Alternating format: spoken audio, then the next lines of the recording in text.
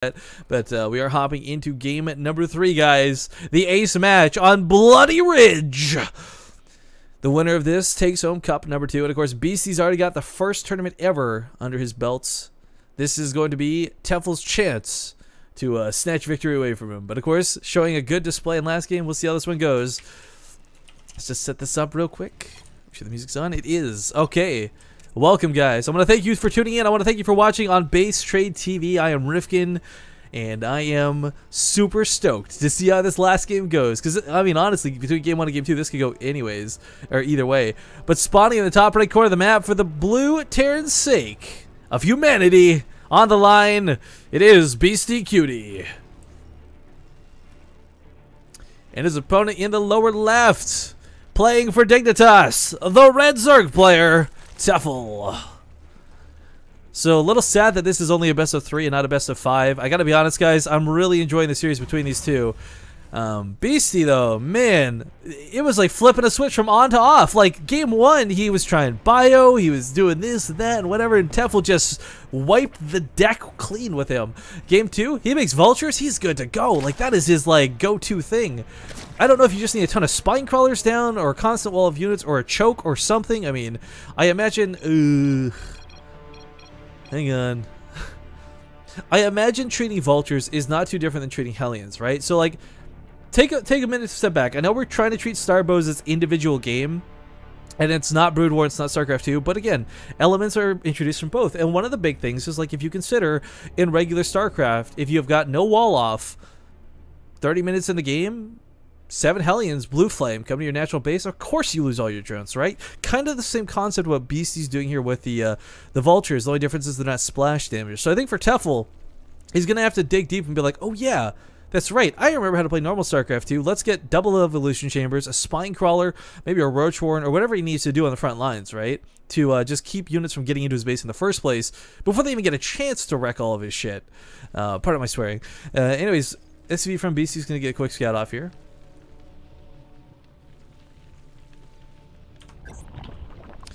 And in this finals match, unfortunately, Tefel is getting a spot of lag. Hopefully this fixes itself here. Tefel, of course, a Polish player who does sometimes suffer from bouts of lag, guys. Competes in a lot of the tournaments we cast, whether it's Zotac, Go for StarCraft. It happens. Is recover game even an option in STARBOW? Game paused. Okay, Tefel's probably just gonna wait a second here to try and fix this.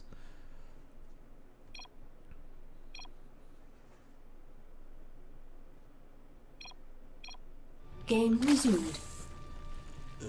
Okay, well, we're back in the action. Hopefully Tefel's able to play. I mean, let's be honest, guys, that's one thing about STARBOW.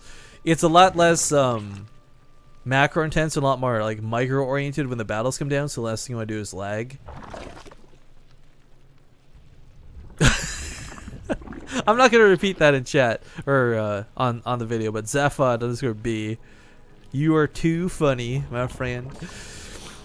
Okay, well, SCV is gonna be annoying here. Tefel can respond and poke it back, get out of my base.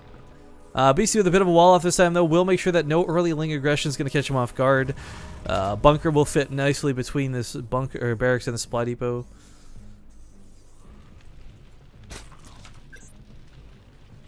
And there's the Swarm Queen. Can enrage. Will probably enrage. Oh god, it hits so hard. As if he just barely escapes 8 health. Of course, not really that big of a deal that, you know, actually, I really wish, okay, so where's Nurturing Swarm in here? Maybe if he like used Nurturing Swarm on the hatch rate and made it build faster, that'd be pretty could. I've not seen anyone utilize Nurturing Swarm, and there's not a lot of good area for it outside of trying to use it like a transfuse, right? But I don't know, just kind of something to consider. I mean, you've got extra energy rather than enraging, you could just, you know, pump into the hatchery or something. But anyways, Bunker coming down as predicted. He will not have the same Dragoon problems that Beasty had in the past, where Hydra's range is nice, but it's not insane. You can deal with it with a Bunker.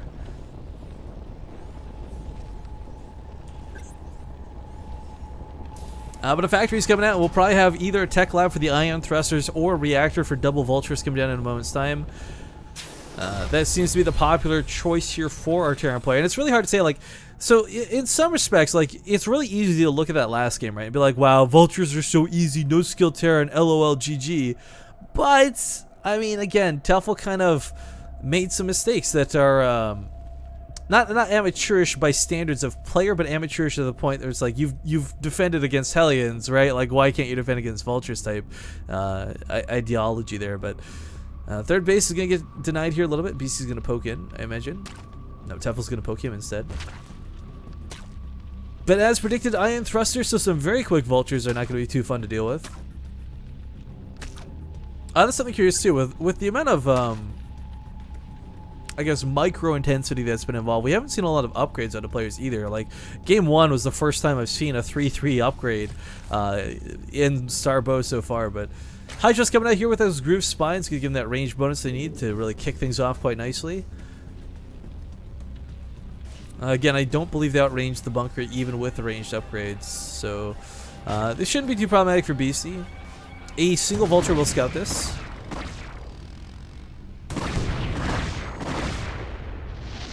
And man, does that die pretty quick. Oh, that was actually first blood. First blood. Totally forgot, because the SUV was just being a pain, not an actual threat. Anyways, Hydras are here on the front lines, but as stated before, not that big of a threat. He can't repair the spot even for too long, unfortunately, because the bunker does not cover the range of what could kill the SUVs, but still going to try and hold the line because he doesn't want these units breaking through. Second bunker is on the way, but looks like this will, in fact, fall. 3 vultures out. Can they hold this? BC immediately resupplying that wall. Really, really important that he does this, of course. Tank now on the front line. Of course, Tank unsieged has a hell of a lot of range, so still can fend this off quite nicely. Overseer is slow as hell until Nuba his carapace comes out too, worth noting. But yeah, in sTARBOW, guys, because I see someone in chat asking, you get no bonus speed from creep. It is not like StarCraft 2 in that regard. Looks like this bunker will fall, but BC, of course, made another one behind this. Will this be enough to hold, though? There's a tank, there's some vultures. He attacks his own supply depot out of a fit of panic. The bunker looks like it's barely going to go down. Now he can start repairing the vultures and the siege tanks if he needs to, but BC should be able to push this back. Yeah, with the vultures giving chase very quickly, they don't do a ton of damage, but the siege tanks certainly do. Packing a bit of a wall up versus everything as they push on forward. I love the intense StarCraft music, by the way. Like, their soundtrack is really good. The problem is like it's 90% ambient music and then, like, I don't know, a little bit of like power music, like what's going on right now. Anyways, I'm gonna try and go for a counterattack while this is going on. Again, the idea is kind of, you know, pull Tefel back, but Tefel may not end up falling back from this. He's got such a strong offensive here on the front lines, and siege mode's not done yet, but the siege tanks have such a long cooldown on their attack. Even if it does finish, it may not pan out in the end. We'll see here in a second time. Vulture is gonna go down. It looks like, yeah, Swarm Host, or the Swarm Queen. Jesus Christ, the Swarm Queen hits hard. Its enrage ability is allowing it to just destroy these vultures. That drone lives with 1 health, backs up again. The siege tanks, as predicted, are being just simply moved upon by these Hydrals. Now in their dead zone, SCVs are pulled in order to try and defend against this. Trying to chrono out, or send a chrono, but overcharge out a couple more units. 3 Hydralists remain. It looks like they will be citizens arrested by the SCVs. But there's still a reinforcement strain coming. There's no more counterattack. There's no threat to Tefel's economy. 11 workers died, and yes, he's only got 19 drones, but it's enough to push out 6 Hydralists, and realistically, that's all he needs right now. Siege Tank does come out for Beasty, but once again, it's not going to be too difficult for Tefel to get on top of this. Siege Tank hits for 70, guys, but of course, with a almost 5-second cooldown. Not exactly the most efficient way to deal with this. Beasty is holding for now, though. Still in this game and not at all by any means out of it. His worker supply is fantastic compared to that of his opponent, but Tefel is on, 3 bases. I was going to say the resources lost is actually incredibly close. And I like this. This wall off here is absolutely necessary. Hydras can still get around, but not as easily, and not as for free, so to speak. I believe Spider Mines was researched. Yes, so putting some Spider Mines down, going to cover his base up a little bit more. Beasty is officially turtled in to the point where Tefel should not be able to break this. Some Spider Mines are going to try and go off. They do not get to detonate on much, however. And SCVs can spam repair the siege tanks. In a really good spot defensively. If a couple more siege tanks come out, this gets even harder for Tefel to break. But let's not forget, all these Hydralists, while useless right now, can easily turn into lurkers and change this in a heartbeat.